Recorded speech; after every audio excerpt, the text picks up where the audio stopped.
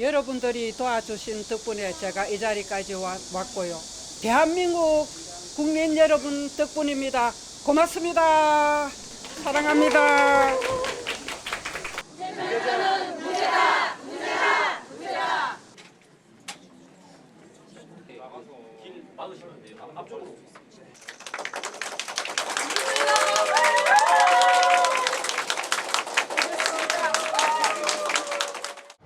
무단방해는 어디까지인가? 성범죄에 저항하다 되레 유죄 판결을 받고만 여성의 이야기를 그린 영화.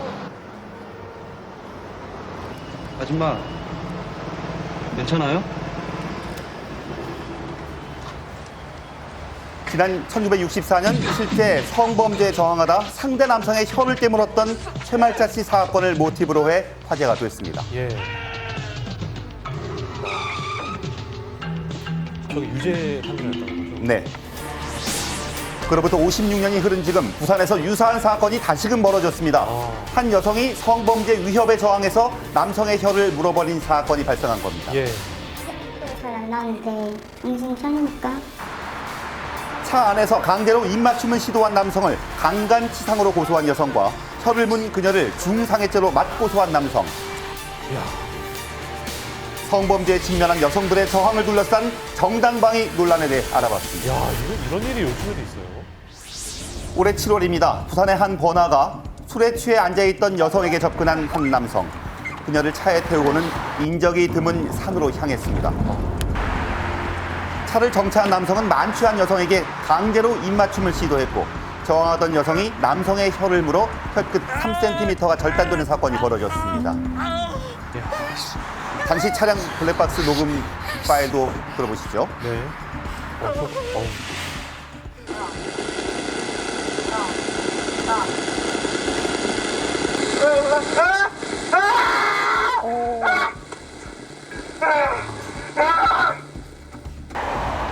사건 이후 남녀는 서로를 고소한 상황입니다.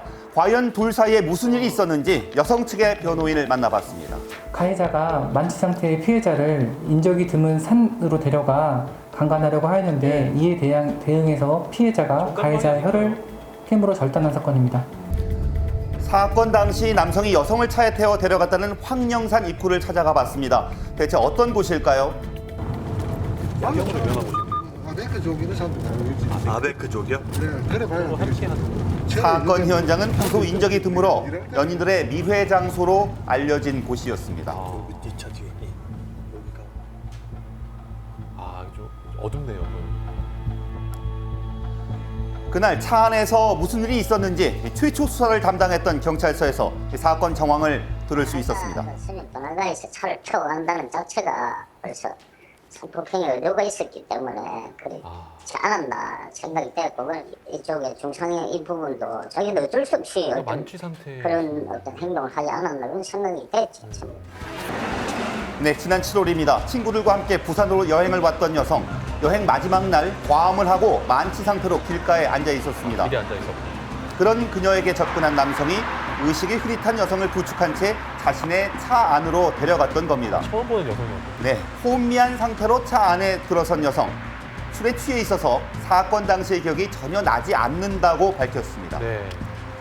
그렇게 여성을 자신의 차에 태운 뒤 약 20분 정도를 주행해서 서면 번화가에서 약 10km 떨어진 황령산 입구까지 이동을 한 겁니다.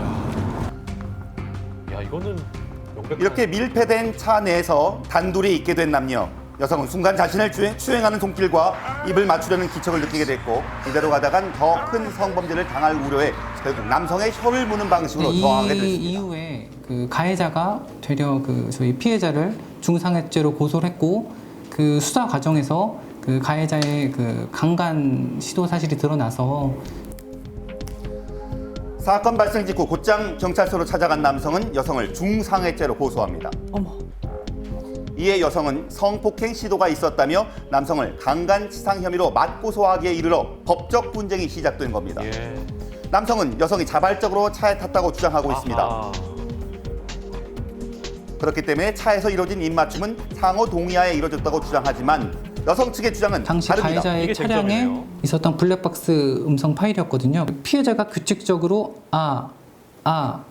하는 그 소리가 있었고요. 그 다음에 피해자가 짜증난 목소리로 빼라, 빼라, 빼라 라는 소리가 녹음돼 있었고 그날 있었던 진실을 밝히기 위해 어렵게 제작진과의 인터뷰를 수락한 김지윤 씨. 솔직히 그때 기억이 아예 안 나서 잘 모르겠어요. 많이 드셨나요? 나 조금 오버페이스를 마시긴 했어요.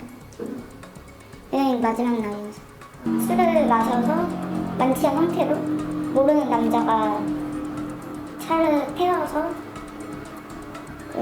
인적이 드문 등산길로 데려가서 뭐 관광을 시도한 것 같은데 그때 혀를 깨무지 않고 소극적으로 정했다가 예. 더 큰 문제가 이어졌을 거라고 생각하고 있어요. 사건의 쟁점은 과연 여성의 저항이 정당방위에 해당하는지 그 여부입니다. 네. 경찰은 형법 제21조 3항에 의거해 야간 및 불안에 의한 면책을 내렸습니다. 즉 죄를 묻지 않기로 했지만 혀를 깨문 여성의 저항 자체는 정당방위가 아닌 과잉방위라는 결론을 내린 겁니다. 납득이 전혀 안 되는 결과라고 봅니다. 어떻게 해서 그게 정당방위면 무죄가 안 됩니까? 그 여성이 그 차 안이라는 그런 어떤 특수한 상황에 술이 취했습니다. 그러면 자신이 할 수 있는 거는 뭐가 있겠습니까? 이런 유사한 사례들이 굉장히 많이 일어나고 있습니다. 그래서 이번 사건에 정당방위이며 무죄라는 걸 이끌어내지 않는 한은 제2, 제3의 사건들이 막 생길 겁니다. 네. 56년 전 성범죄 피해자임에도 유죄로 판결돼서 결국 죄인이 된 최말자 씨가 최근 재심을 청구했습니다. 네. 옳은 판결을 촉구하는 여성단체의 시위도 이어졌습니다. 56년 전 가해자 남성의 중상해죄 고소로 징역 10개월, 집행유예 2년을 선고받았던 최말자 씨. 성범죄를 시도했던 남성보다 그래 무거운 처벌을 받아야만 했습니다. 이런 일이 있었군요. 수십 년간 가슴속에 품어온 깊은 한, 오랜 세월 묵은 억울함을 풀기 위한 56년 만에 재심을 앞둔 뭘 상황입니다. 어떻게 네. 해야 된다는 그런 것도 생각도 없고 억울하죠. 너무 억울한 마음에 그럼요. 내가 이 상처를 끌어안고 어떻게 살아갈 것인지. 아직도 논란이 이어지는 강제 입맞춤 사건, 시민들의 의견을 물어봤습니다. 저는 정당방위라고 생각합니다. 아무리 술에 취한 여자라도 일단 데리고 간 것부터 일단 잘못이 됐고 또 강제적으로 키스를 하려고 했기 때문에 당연히 그게 정당방위라고 생각하고 있고요. 그 이유는 남성분께서 해서는 안 되는 짓을 하시다가 피해를 본 것도 있고 여성분께서는 당연히 이제 피해를 막기 위해서 할 수 있는 최선의 조치였다고 생각합니다. 어떻게 강간하려던 놈들이 고소를 먼저 해요? 안 그래요? 아주머니, 사실대로 말해요. 서로 피고. 답답한 현실입니다. 만일 또다시 이런 사건이 제게 닥친다면 순순히 당하겠습니다. 아이고. 56년 전에 혀 깨물어서 어떤 중상해죄를 처분을 받고 징역을 살았던 어떤 분의 사건을 저희가 또 하고 있지만 확실하게 이런 경우는 정당방위며 무죄였다는 게 나옴으로써 앞으로 모든 사람들이 동의 없이 상대방의 이성에 동의 없이 이성에게 접근하여 그렇게 성범죄를 저지르려고 하는 시도는 건절될 거라고 저는 생각합니다. 과연 피해자를 대변하고 있는지 의문을 자아내는 형법의 정당방위 적용 요건, 여성의 저항이 밤에 이루어졌을 때만 면책되는 이상한 법 규정입니다. 법익을 위해서 침해한 법익 사이에 균형이 이루어져야 한다. 그 균형이 이루어지지 않으면 과잉방어로서 처벌하는 건데 처벌되더라도 예외적으로 아까 제가 말씀드렸다시피 그런 특수한 환경, 야간이고 불안스러운 상황에서만 예외적으로 처벌하지 않겠다라고 이야기를 하고 있는 거기 때문에 사실 만약에 이 피해 여성이 그 순간이 야간이 아니었다면 남성의 혀를 절단했다? 이게 정당방위가 되지 않는 논리로 결론이 맺어질 수 있는 부분이거든요. 근데 그건 말이 안 되는 거잖아요. 그러네요. 굉장히 정당하지 못한 판결인 거죠. 정당하지 못한 결론인 거죠. 범죄 피해에 직면한 여성들의 스스로를 지키려는 불가피한 저항마저 과잉방위로 치부되는 것이 과연 옳은 걸까요? 법률은 모든 사건을 다 규정할 수가 없기 때문에 추상적일 수밖에 없어요. 결국은 이론과 판례들이 그 간격을 메워줄 수밖에 없는데 현 제가 봤을 때 이론은 현재 정당방위를 좀 넓게 인정하고자 하는 게 주류로 생각이 되고 근데 아직 판례들은 이에 미치지는 못하고 있는 것 같습니다.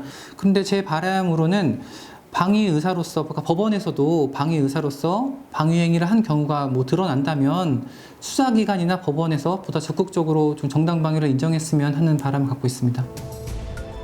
면책 판정으로 불기소 처분된 여성. 추후 재차 법적 분쟁을 앞두고 있어 귀추가 주목됩니다. 정당방위 인정되는 게 조금 좁다 보니까 이번 일로 조금 바뀌었으면 좋겠다고 생각해요.